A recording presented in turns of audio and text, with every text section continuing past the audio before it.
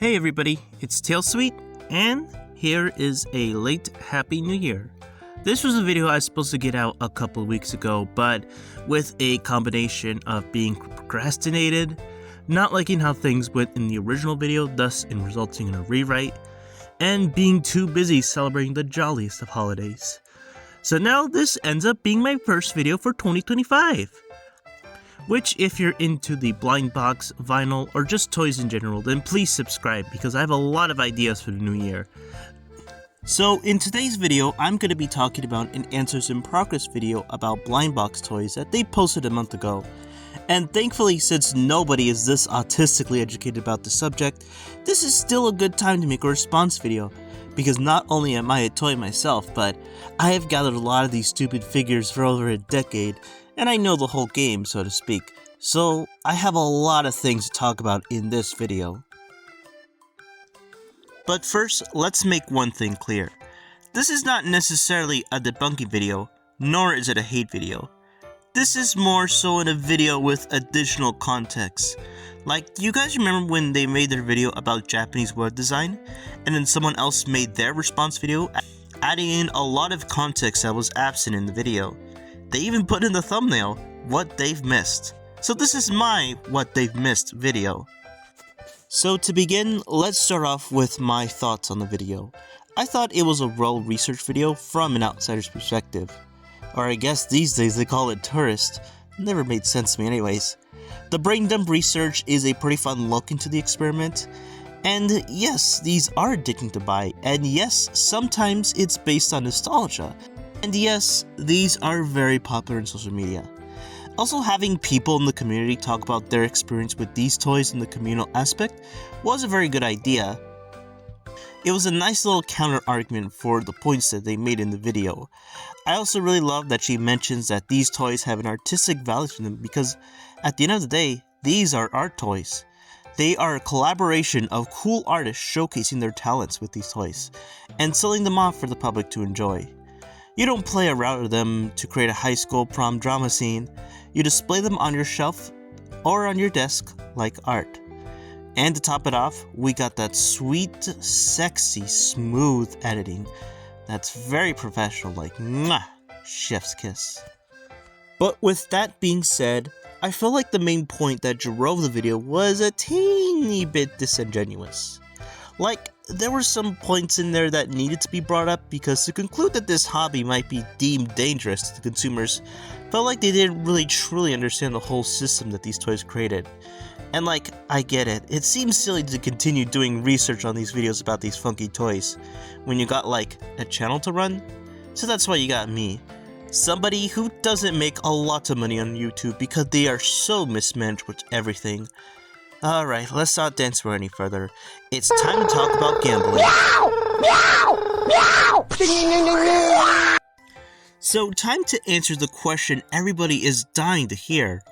Are Blindbox toys a form of gambling? I mean, I can see why people see it that way, but to pit it between loot boxes and microtransactions, two incredibly predatory tactics of getting people's money, seems a little unfair to judge. I know you might be saying to yourself, wow, the addict doesn't want to acknowledge the addiction, but trust me, I am going somewhere with this. I mean, yes, I am very addicted to these toys, but it's not because of gambling practices, we'll see soon. So, to start off, the first thing the video mentions is that you have no control over what toy you will get, because it is all concealed in the box. Is that all of these designs are placed into identical packaging, so theoretically, you're blind to what you're getting until you buy and open it. That is true to some extent, but one of the things that they miss in the video is that sometimes the box will actually tell you how likely you'll get that certain design. For example, let's take a look at this Peach Riot Blindbox. On this website page for the designs, if you scroll down far enough, you will see the section for game rules.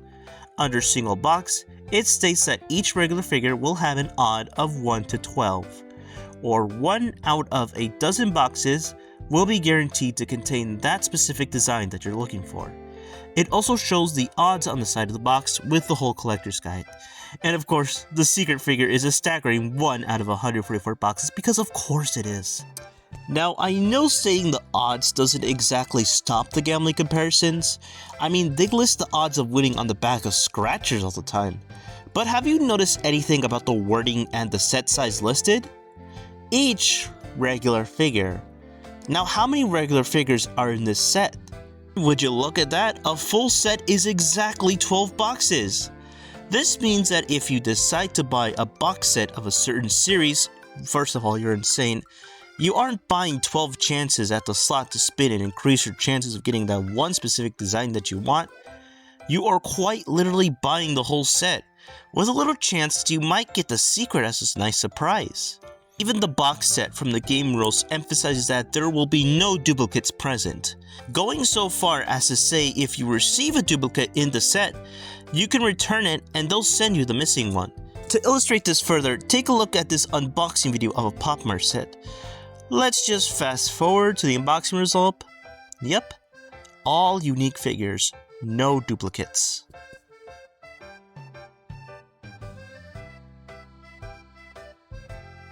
This is my big counter argument to the gambling comparisons. If the odds are this even, if you even open 2 or 3 boxes, like that was stated in Pop Mart's report, then could this really be considered gambling?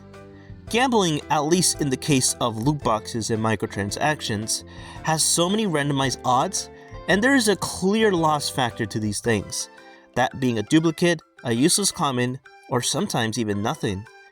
There are no duplicates in this set. The rarity is so homogeneous, only 1 or 2 figures are truly affected by it, and you get a cool looking toy in the end, where you can even sell it off to get some returns out of it. And most importantly, because the set is small and even, there is a clear stop point. You can't say that for many gambling cases, no matter how hard you try to insinuate. To me, this looks like a fair play, and if you still think these current blind boxes are a relevant example of dangerous gambling practices and you don't have control over what you want even when everything's even odds, then there's something I'd like to show you. One of my biggest pet peeves with the video is when she said that for a toy that you might not have even heard of because the global market for it appeared basically overnight. And I'm just screaming at the monitor because clearly that is not true. People did know about these before and clearly inspired other blind boxes in the past. It was like, am I a joke to you? technically there was more than that, but in the 2000s, people were already familiar with the big 2 art toy companies, Kid Robot and Tokidoki. And those two also follow what our modern contemporaries are doing today. They invite a lot of cool artists to make toys, put them in blind boxes so nobody knows which is which, and in Kid Robot's case, put the odds in the figure. However, these are way more randomized than we've seen before. In a case of 20 in this particular set, you can get 2 out of 20. Yup, already we are seeing that you are guaranteed to get duplicates, and a lot of them actually. But that's not all. There's also 3 out of 80, which means that it's rare but not also, and 3 out of 40? Oh, but it gets even crazier in some sets. How about 3 out of 100? What? Oh great, this one doesn't even say the odds, it's so mysterious. Alright, now let's see an unboxing in this case. And how many of them were there duplicates? Well, at the end, there were 12 unique figures and 8 duplicates. Those Pop Mart boxes don't look egregious now, do they? Now granted, the Kid Robot example isn't that terrible. I mean, there are actually more boxes in a set than designs in the collection, meaning that you will still have a 90% completion rate missing only 2 figures, which is usually the secret and the rare. But again, you probably won't buy a whole set because it's too expensive. You are likely going to buy 2 or 3 boxes to open, and that slightly increases your chances of duplicates, and decreases any specific figures that you like to get. Even when it's a set where you love every design that is displayed in the collection. 1 in 20, 2 in 20, 1 in 40, 3 in 40. So you're not guaranteed to get a full set even if you buy a case. So it does make it, a little bit more of a gamble when you buy these. Heck, I don't even think this is a form of gambling either. Mostly because I loved Kid Robot myself when they had awesome dunnies and artist release before subjugating into the funkimization of only prioritizing properties, but that's a video for another day. Also, in the case of people opening 3 Kid Robot boxes, the whole duplicate things was still pretty uncommon, but it's prevalent. But the reason I wanted to showcase this was not only to gush about Kid Robot Dunnies, no way, but to show you why I think Blindbox companies like Pop Mart are seeing billion-dollar sales than ever before. People aren't buying 2 to 3 more boxes to get a specific design because Pop Mart adopted gambling practices. Actually, it's pretty antithetical to gambling. More so, it's because they have developed a system that reduces duplicates anywhere they can to create an engaging experience where you have so much new stuff to collect. I think you are probably more inclined to buy when every figure you open up is unique. Even if you didn't have the design that you wanted, you are still satisfied with what you got because it is a pretty good collection of cool looking figures. And if it's a set where if you liked all the figures in the collection, then everything is gonna be a big win. And getting that favorite one you want is especially gonna be an even grander jackpot, compared to getting a couple boxes with duplicates that might deter you from buying more. I actually have a personal story with this. One time I bought 4 boxes from a store of the Tokidoki set Tokimondo, and that was worth about $60. I wanted to get the King Kicks figure, and previously I got a Space Bear 5 when I opened one from a convention a long time ago. I opened my first box, and I got a new figure, which was Giga Corneo. Pretty cool.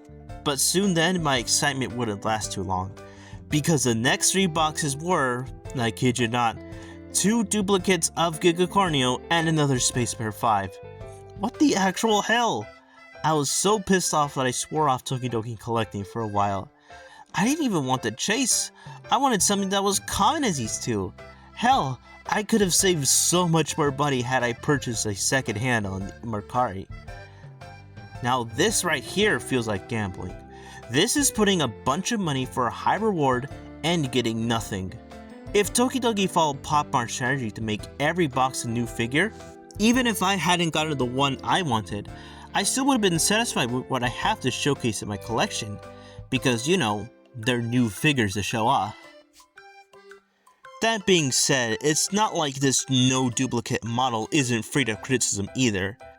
Having everything as a jackpot is as much dangerous as it is gambling.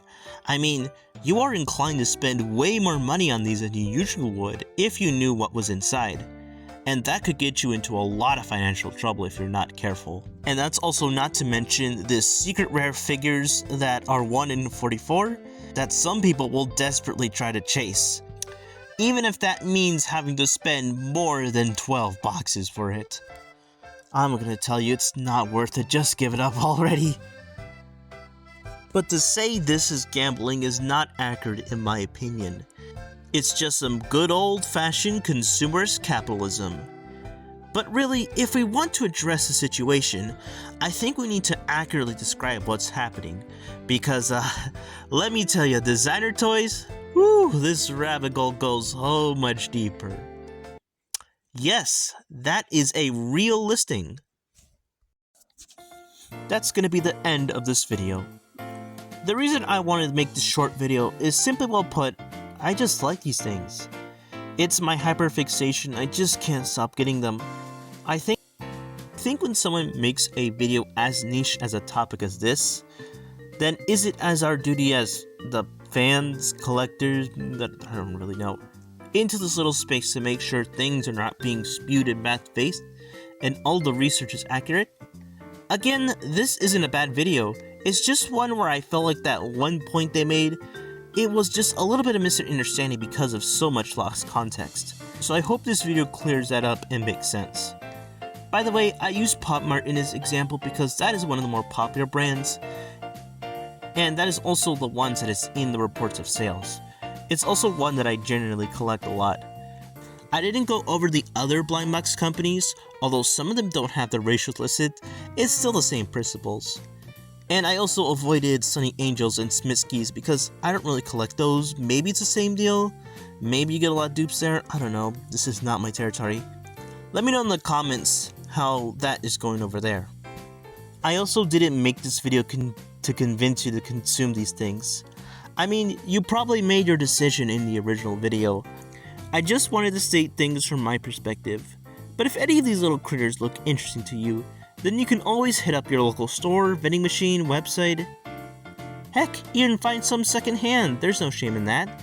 And start responsibly collecting the cutest figure displaying your desk, computer, shelf, or even car, cause why the heck not?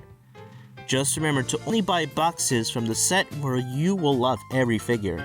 Take good care of the ones you unboxed, and have some fun. But most importantly of all, don't scale your black boxes with your condition scale to know the weight of the figure before you make your purchase. That is not fun, and you are a collector scum if you do that. I'm Tailsweet, and let's see what the next video brings us.